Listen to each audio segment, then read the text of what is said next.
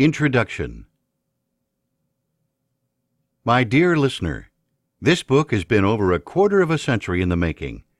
I have long believed that success in every area of life is a question of following the leader. Once you decide to, indeed, follow the leader, the question becomes which leader you should follow. I am convinced there is not just one right answer to this question. Gandhi said that everyone is my superior in that I can learn something from them. There are things we can emulate in the most despicable among us, and there are elements of the lives of the elite that we would not want to model in our own lives. I have written over 30 books, and at this writing, 4 of my novels have been turned into major motion pictures with several others in production. I have written a weekly syndicated column for almost 20 years, read by countless people throughout North America, Europe, and Asia. I am the founder and president of the Emmy Award-winning Narrative Television Network, which has been my main focus for over 25 years. For several years after NTN began, I hosted a talk show that preceded each of our movies, in which I interviewed some of the biggest stars from movies, television, and the golden age of entertainment. I have spoken to several million people in business conventions and arena events around the world, which has given me the opportunity to share the stage with some of the greatest achievers of the 20th and now in the 21st century. Each of these experiences has given me the opportunity to observe fame, fortune, and success from a unique perspective. There are many celebrities I wish I had never met, as their life is little more than a smoke and mirror facade that covers up the empty and hollow existence inside. There are other stars, leaders, and super achievers I wish everyone could know at a personal level as I do. As bright as their public persona shines, the real person inside has even more to offer to us all. In these pages, you will meet over 100 of these individuals who have determined what is important to them in their lives, and they have risen to the top.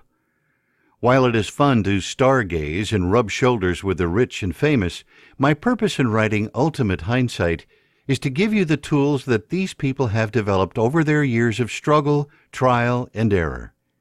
If you want to get to the top of the mountain, don't ask someone standing in the valley idly gazing at the summit. Ask someone who has been to the mountaintop or resides there now.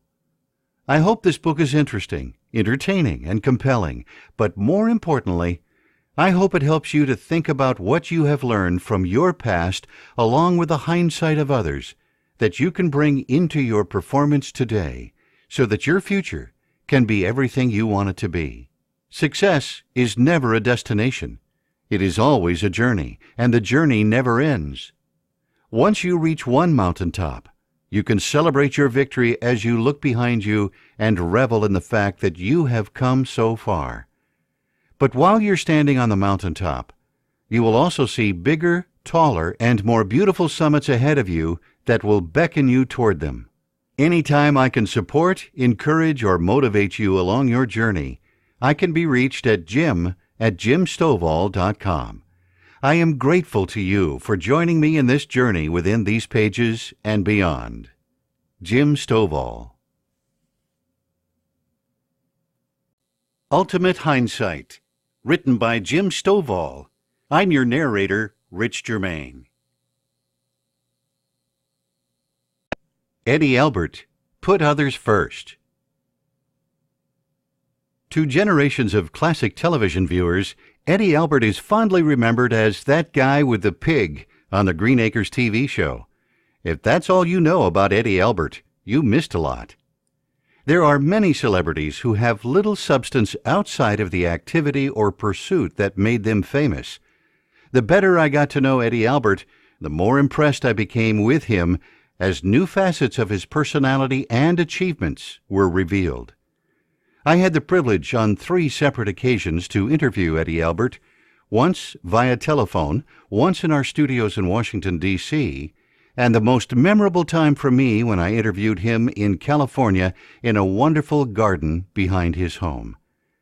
As our crew was setting up all the lights and various equipment necessary to do a network television interview, I was casually chatting with Mr. Albert, He was describing all of the flowers and plants in his garden that would be the backdrop for our on-camera conversation. The sound engineer approached me and told me that they were hearing some loud music from the other side of the wall behind the garden, and the noise was being picked up by our microphones. When I explained the situation to Mr. Albert, he asked his assistant to bring him a portable phone, and he dialed a number from memory. I'll never forget him speaking into the telephone. "Rod, you know we all love your music along with everyone else in the world. But for right now, could you just turn it down? Thanks. Goodbye." I hadn't been paying attention to the music as I had been focused on Eddie Albert and our pending interview, but I was curious about his neighbor. I think Mr. Albert sensed my curiosity and explained, "Rod Stewart is a good friend and a good neighbor, but sometimes he plays his music too loud."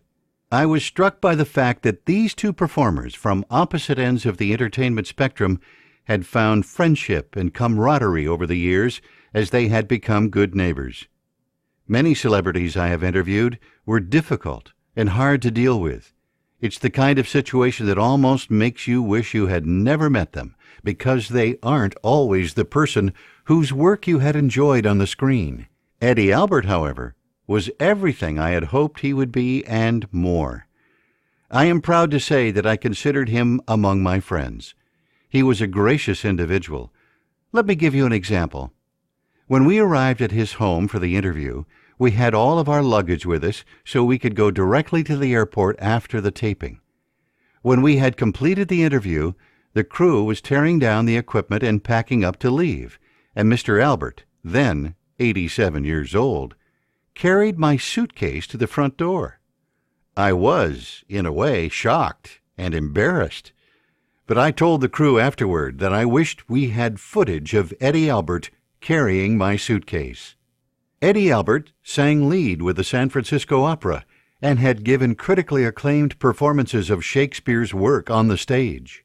He starred in many motion pictures and received an Academy Award nomination, but to most of us, he will always be Mr. Douglas, the city lawyer who found happiness and frustration on Green Acres. During the interview, Mr. Albert had a refreshing way of looking at his work and his life. He said, "I really don't care how I am remembered, as long as I bring happiness and joy to people. The most important thing to me is the relationship with my family, my long and successful marriage in a town and industry not known for long and successful marriages, and the friends I have developed in and out of the business who know they can trust my work." Few people know that Eddie Albert was a decorated hero of World War II. In a daring, courageous effort, he saved a lifeboat full of servicemen who otherwise surely would have perished. Once a year, every year, those servicemen whom Eddie Albert saved put on a banquet to honor him.